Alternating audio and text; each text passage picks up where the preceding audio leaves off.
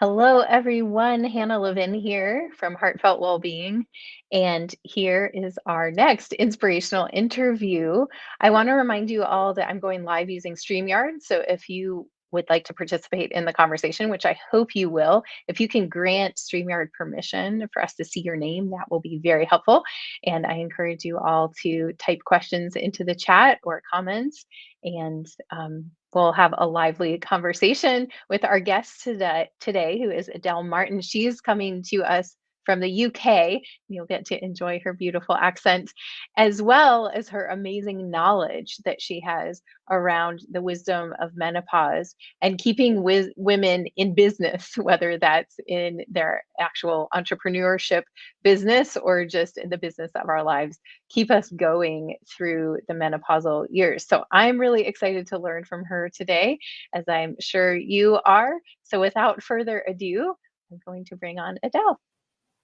Hey, Hello. thank you. Hi, thank you. Yes, I'm so excited to have you here today. So let's start with you just introducing yourself. Who are you and how So, did you come to do this work? yeah. So I'm Adele, and I came into menopause coaching 10 years ago. And that was due to my own personal journey. So I was just over the age of 40. So I had, as always, as we are at the moment, busy family life. I had a busy life in the boardroom and was also running a family business as well as volunteering and doing all that great stuff and trying to look after myself.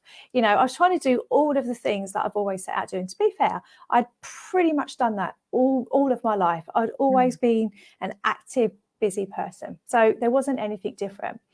But what I was finding was, as I was just going about my life, and things did get difficult. So it was around the time of the financial crisis here in the UK. And also my daughter was going into college. So there was just more things for me to think about than usual. But again, Adele, I was always resilient. I always looked after myself. I always got back up again because that's just who I was. And I, always looked after myself. But do you know what? What was happening over a period, and in the end, it turned out about 18 months, the things that I'd always done to look after myself just didn't seem to be working anymore. And I just couldn't work out why. But the thing that really happened was I was starting to lose my confidence, or actually, because it's this change of confidence, because I've always been really confident, but I was stumbling over my words. I was walking into rooms and thinking, I don't know why I come in here. Why have I come in here? I've walked back out. And then my daughter goes, where are my trainers? I'm like, that's why I went into the room. Thought nothing of it. And then she goes to me, what's up with you? And you're like, and then your internal dialogue goes, is there anything up with me? No, I'll be fine. No, it's fine. I'm just busy. And that's one thing, doing that in family life. And then I had a work life where I was running a large team. And then I'm thinking, oh my God, what if I forget something now? What's going on? And then I was in the boardroom in a very male-dominated world, and they go, Adele, we can't understand you. What are you saying? So what happened is, over time, those little elements that people were saying to me, as well as I felt like, I felt really hot flushes, were building up and building up. And then I got to the point where I really, really didn't understand what was going on with me. And then I started to feel unwell. And to be honest, then that's when I started to skip meals or not eat because I was too busy.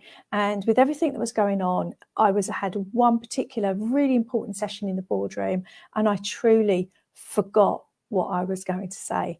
And they said to me, what's happened to you? You used to be so talented. Is it because you're over 40 now? You're like, oh, and I left, and I thought, actually, I don't feel very well. So in the end, I ended up collapsing. So I literally was taken off of my feet, went to my healthcare provider, who said to me, you've basically had a breakdown. It's all anxiety and depression. I'm like, no, I haven't, I'm not. Yes, it has felt like anxiety, but it wasn't that start of it. So I pushed back really hard because I didn't want to take an antidepressant. This wasn't the answer. I truly wanted to know. So I pushed for more blood works, more blood tests, had thyroid, everything checked. And then he sat down with me and said, we think we know what's happened. He said, your estrogen, your progesterone, all your hormones are pretty low. When was the last time you had a period? I went, I don't know, because they've always been erratic for the last few years. And he said, well, actually, your bloods have come back and you're post-menopausal. I went, really? That was 10 years ago. What does that mean? That's something my grandmother, I think, went through. It's not for me. And he said to me, well, it's taken a toll on your body. Then, you should consider leaving work or taking a lesser role. And I went, Mm. so you're telling me that I've got to choose between my body, my career and menopause? I said, no way, I'm not doing this. So I actually took 3 months off of work and went away and researched. Nobody at that time, it's better now, but then I couldn't find anything on what menopause was, what it did to my body. And so I went and found it all out for myself, because I was not going to give up. I was not going to give up on my busy life to surrender to this. So I went away, worked out what happened to me, and then found those solutions. But it was that what had happened. I completely lost myself. And what was more scary, I couldn't even, people said to me, you should have told me. I went, told You me didn't what? know. I didn't know. Yeah. And that was where, so when I went back to work, this is a funny bit. So instead of going back into a finance where I'd been my whole career in a very male dominated, I actually went back in here in the UK. We call it human resources. So I went into the HR department because I did not want another woman to go through what I did. So I then went back educating women, setting up workplace policies, and that is where my journey into coaching came. And then 2 years ago in January, and that was ahead of my 50th birthday, I decided to leave the corporate world and focus full time on coaching women. So that's a very quick story of where I've come from. And that was because I was broken by menopause with no idea why. Yeah. So, Yeah. It was literally the breakdown before the breakthrough that it led was. you to find more Yeah. purpose. Yeah. Can you tell us in your own words, how do you define menopause? So for me, menopause, so for me, that I always do science and stories, because that, to me, that's really important. So from a science point of view, it's literally, and this is the key element, menopause is one night. So it's when you go into the 13th month without a period. So, in those terms, we're into month 13, 14, 15 with no period. That is actually post-menopause. So I call it Cinderella. Menopause is for that dong at midnight and then it's over with. But more importantly, for me, rather than just driving it like that from a transactional point of view, I want women to realise that estrogen, our queen and our protector, that I call her, she starts to exit and decline. And that is where the fun starts. So for me, menopause is one moment in time, but we need to think about how we look at ourselves before, in peri, how we deal with the 1 minute to midnight, because that's all that it really is. But more importantly, how do we look after ourselves from a post-menopausal body all the way through to like my wonderful mum who's 75. So that is the science of menopause. And then the stories is, for me, I truly called it my spiritual awakening, because as I did have my breakdown, I stumbled across Brené Brown. And I watched that. I was like, that's me. That is so me in that TED clip when she's, I don't do this. I don't do therapy. I don't do this. I don't do this. That is so me. I can honestly say, and I know we were talking at the beginning and it lit me up, because I truly moved into air and space, and I cannot. And that is the story, the spiritual side of me. And I just grew. I finally grew into my body. So when people say to me, oh, Adelle, if I work with you, will you get me back to my 20-year-old? I went, oh, no, we don't want to go there. We want to go forward. I can honestly say, so for me, there's the science of it. But for me, it's the stories, it's the spiritual. And the more that I work with women, we actually like this space. It's a little bit scary some days to get there.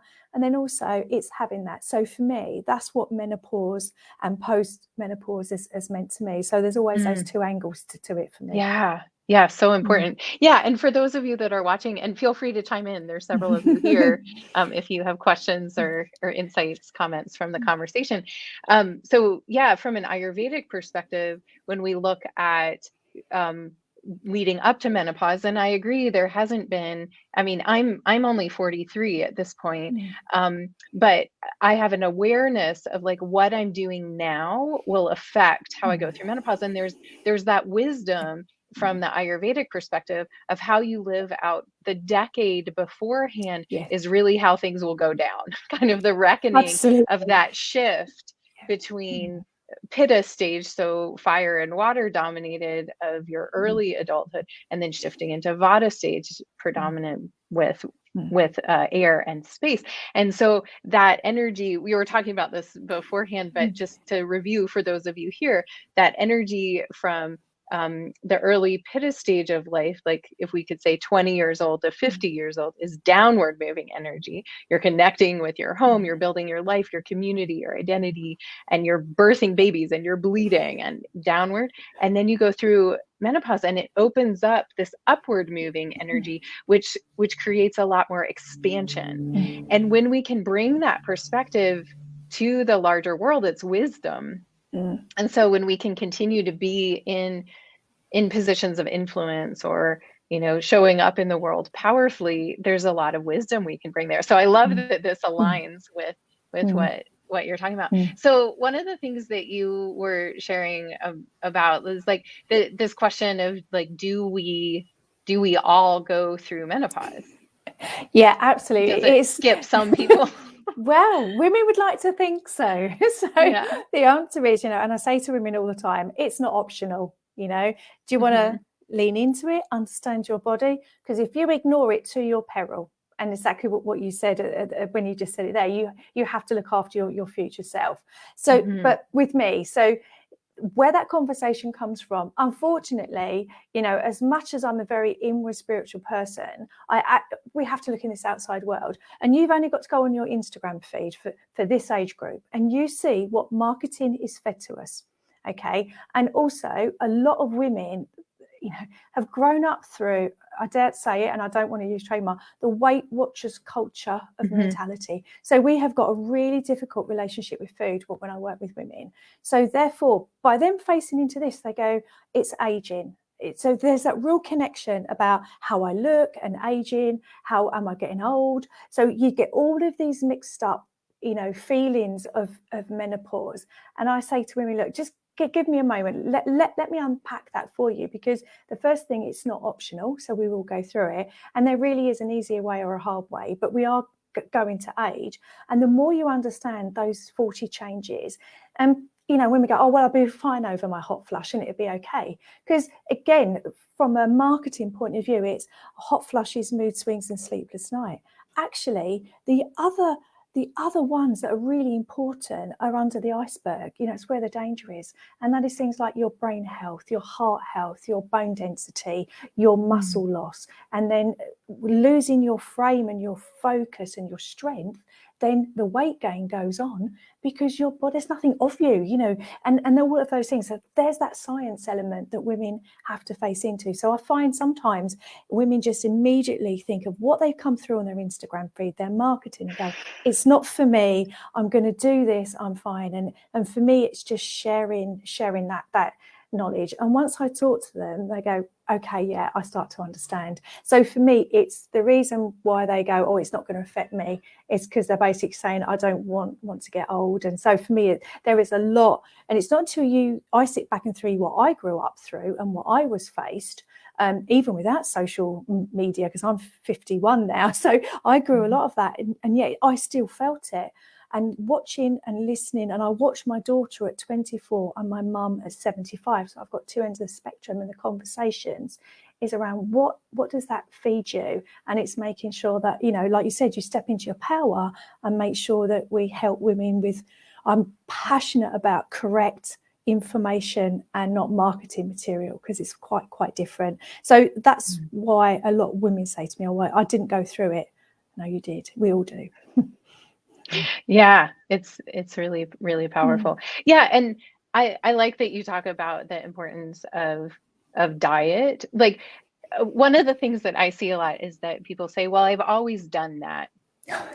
Whether Yes. it's eat a certain thing or exercise a certain way or whatever. And that part of the adventure of living a life is that things continue to change. And as we change, specifically during, it's called the change, right? You For a call it reason. that in, Yes, we yeah, do the change. right? Yeah. So Yes. it's the change, and to step back and re-examine, how do things need to change? How are you nourishing yourself? How are you moving your body? How are you relating to other people, right? Relationships are part of this too. And and kind of stepping up to meet yourself in your new form Yeah. is really powerful. Will you talk a little bit about what your thoughts are in terms of like diet and lifestyle shifts that people Yeah. aren't generally aware of? Yeah, absolutely, I will. Because it's again, people say to me, "Oh, so you found so you found like healthy well-being because of menopause?" No, from the age of 2, I was a dancer and a gymnast. I was fed nutrition. I studied Mm, an element of sports science. You know, I I was feeding my body what I thought at that time was correct. You know, so you know, I'd been marathon runner, gymnast, all those sorts of things. So I was always into healthy eating. And but you hit the nail on, you hit it perfectly when you said, what got you here won't get you there. right. And that was the challenge that I had. And that was why I thought to myself, yes. And there's one thing when we talk about food in a minute, there was one element that I realized I had a propensity for, and that started when my period started. And there's a story in there. But actually, apart from that one element, and it was that one element that pushed me down in the boardroom, I'd always been healthy. Now, the difference that I realized by going through the food is I needed to change. And that was why I took 3 months sabbatical. I love experiments. I am a walking experiment. Okay. So I think about, I've changed the way that I eat. So from a food point of view, I've changed my foods. I've certainly, so in the bottom, under my system, I've got 4 boxes, and the bottom left is body. It's all about feeling stronger, and it's food, move and snooze, because it's easy to understand. So I literally completely changed the way I ate, but not what I ate, but when and how I ate. Now that is what you won't always pick up from a nutrition point of view. And then That's a move. lot of what I teach. Yeah, it's so When and honestly, how. Yeah. but when you get the when and the how, you know, honestly, it's so interesting, especially around circadian rhythm and your Yes. body and all of this great stuff that women go, oh my God, I've never really, you know, so it's all new to women because it's not taught mainstream, and that's the Right. challenge that we have. And then under movement, I completely changed the way I move. And then sleep and calm, I completely changed the way I did that. So again, so in terms of that bottom left, it's all about the body. So for me, around food is around some of the things that my body needed, it didn't need anymore. And the one thing it certainly didn't need any more of was sugar. Okay. Yeah. Now, there's a lot of noise around sugar, but I can categorically say from me and the women I work with, sugar was my downfall from the day I started my periods, because I realized over time. And then when I had my daughter, a second hormonal change with postnatal depression that I had Mm. sugar. So it wasn't till I had my menopause and I sat literally in the university with this big paper going, how did I get here? I unpicked all the way back from period. So I looked at myself from period to post-menopause, and I realized what sugar had done to me. And then Mm. the sugar element had then, from my brain point of view, it scrambles my brain. It still does. It is nowhere near in my diet. And when I looked at the last set of behaviours before I had literally my meltdown in the boardroom, I was eating sweets, to survive, Mm. to get through the day. It's So quick I was, energy. oh yeah, and I realized the damage that I was doing, you know. And Mm-hmm. I've been studying this all my life, but when you are on your knees, yeah, that was what I'd gone through. So that was the first thing that I realized that I'd always need. It's always been out of my diet, but it crept in at the last minute because I just truly didn't know how to get through the day. So it was that element. And then I had to get on a plane from that meeting, and I went into the airport lounge and I bought 4 big family size of candy, and I ate the lot. Oh And my goodness. it was that pushed my body into meltdown. Yeah, I was just, to talk about a sugar rush, it was beyond a sugar rush.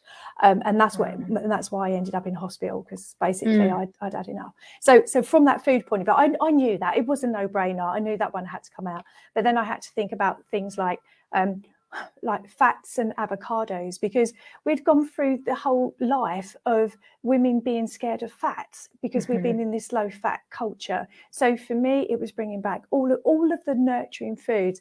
But exactly, I laughed. I was your typical pitter, warm, fiery, going for it person. And those foods that I was eating was really aggravating my body. So again, I changed those foods so it fitted more with where I was going. And also meal timings. The amount of women I talk to that either skip meals, so they go for long periods of time, or they eat very close together. The one thing I do a huge amount of research on constantly is our digestive system, and also the mind-gut loop. And estrogen is far more predominant in our digestive systems, I think even the scientists realise, because women like us are saying, this is what's happening to us. So, I realised from my digestive system what I was doing to it. So even when I say to women, people say we are what we eat. We're not. We are what we absorb. We're not what we eat. If you can eat, I was eating the healthiest of foods, but pushing it through this system so quickly that couldn't cope because I had no estrogen. I wasn't absorbing anything. So we aren't what we eat. We're what we absorb. And women are like, oh my God, I never really thought of it like that. So there's this whole element, and then going with our circadian rhythm and how we are meant to be. And the funniest thing is, when I clean up my diet, which is pretty clean now, but when I clean up other women's diets, I go, oh my God, I can listen to my body. I said, yes, there's a difference between hunger, because I've got them doing some weight training and doing some, lunges, versus hunger because somebody's upset you and you've triggered your cortisol. And they went, Adelle, and tired. There's two types of tired, Oh my God, I didn't, so you're teaching women to trust and listen to their body. And I said, if you do this right, you don't need an alarm clock to get up in the morning. Oh, no, I do. I sleep through my alarm. Nope. And then they go to me, Adelle, you were right. Really? Great. Yes, I don't need an alarm clock to go to bed or wake up, because I on most days, because, but from a circadian rhythm, I'm like, oh my God, Adelle, I can truly, and teaching women to lean into their body, but also about, taking some of these foods out, because it's white noise. You can't listen to your body if it's not. And those women work through that. So for me, that's why food is the very first thing I work with. In the bottom left-hand corner is food. And then we talk around movement. So again, a culture of spending hours and hours on treadmills, and they're basically eating your muscle away. Because not only were these women not eating protein and good quality fats, they were living on lots of ready meals and pasta, and then running on treadmills, and they were basically, no muscle was being built at all. So they were losing their frame. They weren't eating the right foods for bone density and growth and repair, etc. So again, we took away hours and hours in the treadmill. We do strength training, lifting those dumbbells, building this structure. And it is about looking good, but it's also building that frame. And then we talk about the 4 S's: strength training, steps. I do steps. I don't run miles anymore. I can't do it. My body won't take it.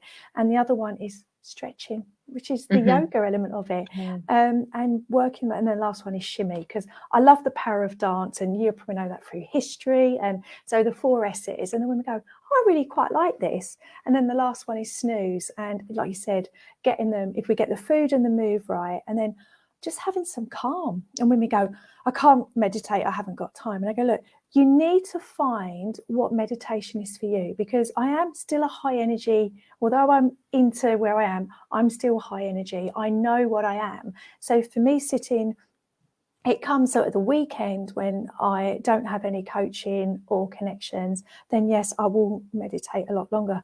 But during the day, I love to walk and meditate when I'm walking. So I feel like I'm moving and I'm outside, because that's where I get that energy from. But when we go, I just haven't got time. So again, it's just showing them like their brain and the tabs on that phone. And it's not until you sit back and I realise how wired and tired I was, that not just that last 14 months, I was walking around like a wired and tired smartphone, I just didn't know. And then all of a sudden I gave up. So it's those nuances. And that's where I educate women, because if you go mainstream in your Instagram feed, they're promising you a tablet or a 30-day diet plan that's going to, it's just not fair. And it's not, and I get really cross, because with I say to these women, there is no quick fix. Okay. And it's educating women to invest in their future selves. Like you said, I will help women to get control today, build that strength, build this body that they will grow into. But the boring bit of Adelle, the scientist and the carer, I'm investing in their body. So in 20 years' time, they can still walk they can still enjoy time, their mobility, their joints, and etc., and their brains, and all of those things that we need. Unfortunately, sometimes it's about what can I do today. So I tell them what they can do. So tell us what you can do today, and then look after tomorrow. So for me, that's why I talk about those food, the move, and the snooze in that bottom left, and it is really getting that fundamental. And let's not talk about losing weight or getting back to where we are. I don't do. Let's move forward. So the bottom left is the body. It's all about feeling stronger with all of those food principles that I've spoken through. That type of training.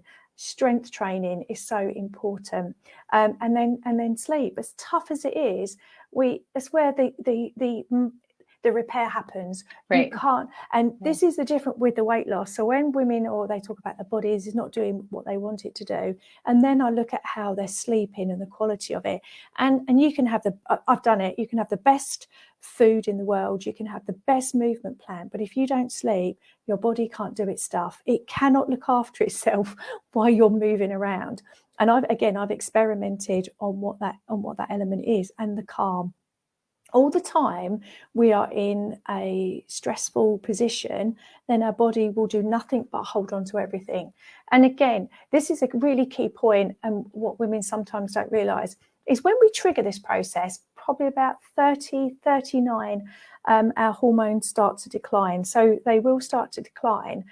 That in itself is a stressful process, because your body is going through change. And it doesn't get there overnight. It's not one night only. So as you go down, even when you wake up in the morning, you're going to be +1 for stress. Okay, even if you are really, really, you think I'm in a really good space, I'm not stressful. The fact that your body is going through change is going to be +1. So if you get up late in the morning, okay, you don't eat properly, you drive somebody out, and somebody cuts you up in the traffic, can you see? I say to women, you're creating. And when you get to that certain level, what happens with our hormones is then they start to fluctuate. So they go up and down. And then that is what triggers the hot flushes and the mood swings and everything else. So actually, you make your menopause symptoms worse by adding additional stress. And as you know, the longer we stayed in stress, it becomes chronic stress. And then that in itself will create all your joint problems. So sometimes women create the perfect storm. And as I say to ladies, we go through that decline. And anyway, the fluctuation starts where estrogen goes, no, I could be on the 11th month. No, I've changed my mind. I'm going to have a bleed. They're not going to go through it. So you're sort of back again. And I say to women, are you going to glide this in on a surfboard gently, or are you going to go in a tsunami?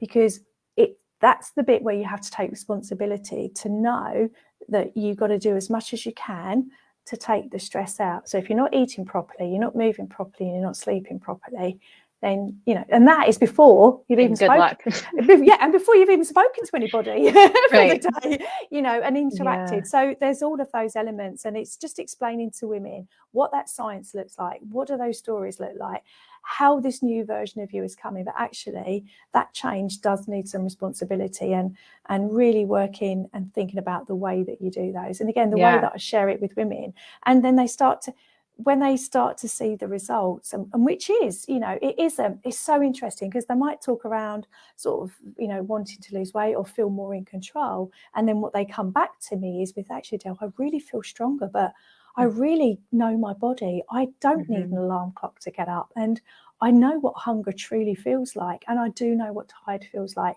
So those are amazing feedback that I watch out for. And when I start to hear those words, then I know the women have turned a corner.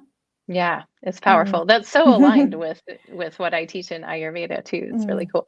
So we're almost at the end of our time. Sorry, and, honestly, I could talk for days.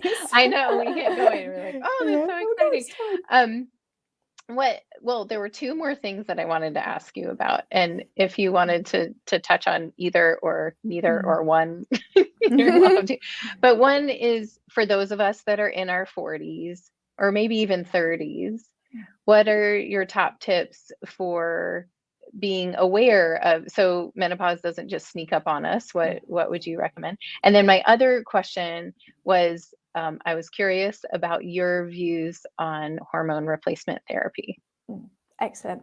So in terms of when you're heading into your 40s, I would definitely, I have a list of 40 things. I want women to understand what the 40 things are, because sometimes they're things like electric shocks and heart palpitations that you may not even realize. It doesn't always start off with the obvious. So understand how your body is going to change in those 40 Is ways. there a resource that we could Yes. share those 40 things? Yeah, I've got Okay. one, so I can share that resource. And I want Okay. women to understand what they are. And then Yeah. beyond that, it would be, for me, it would be really think about your food.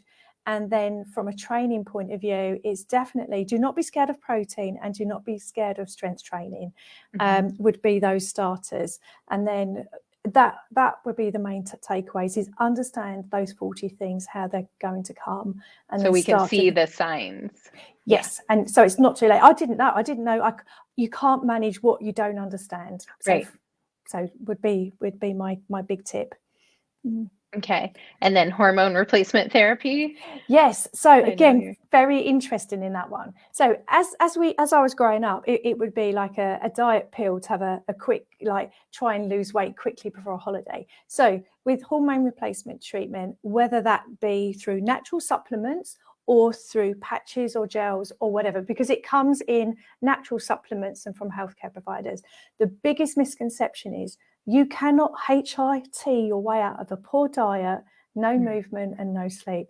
So I get women go to me, oh, I don't need you, Adelle, because I've got HRT or I've got a supplement. No, you can't supplement your way out of this. So for me, it's level one. Everything that you teach, everything that I teach is level one self-care. Okay. Yeah.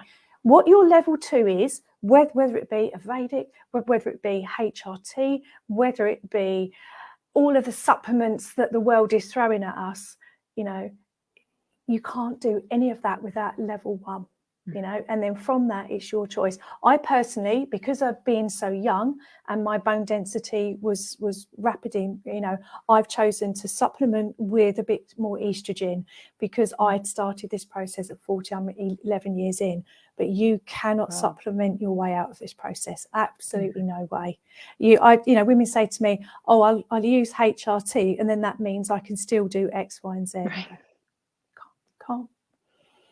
Yeah, it's not the pill of youth or the no, if it was, no, it isn't. Right. It absolutely isn't. And for me, it's that education piece, that there is no quick fix to this process. The best way is I'm educating my daughter, and I do work with 20-year-old. I educate my daughter how to build a body for the future.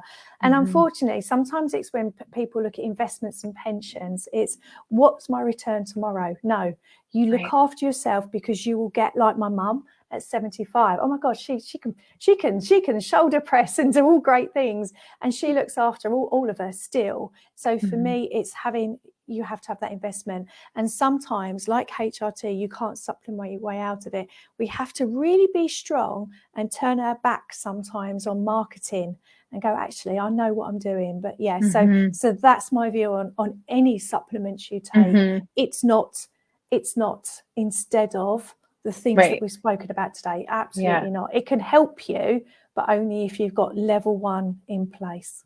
Yeah. And it's slow medicine, right? Like changing your diet, changing your exercise, changing your sleep patterns. It's not take a pill and everything changes. It's slow transition over time that then benefits you for the rest of your life. Right? Yeah, absolutely. So, yes. And what I say to women, look after your future self. So I look after my day, but I look forward to Adelle in 20 years' time, when I'm going to be on my island, on my beach, still surfing. And I say to women, I'm not going to be in a care home because of osteoporosis, hip fractures, or dementia. That's not going to be me. So I'm making a choice. So for me, it's educating women on those choices, but you have to play the long game. Right. Yeah. Well, thank you so much for being thank here, you for Adelle. having me. It's been wonderful to talk with you, and I know everybody's gotten a lot out of what you've shared today. So we'll post your website with this interview, and and if you have that resource for the 40 telltale signs of menopause, or whatever you call it, that would be great. We can share that as well. Any last words of wisdom you want to share before we end? It is invest in your future self is what I would say to all the Great. women. I agree. Cheers to that. Well, thank you so much and take care. Thank you. Mhm.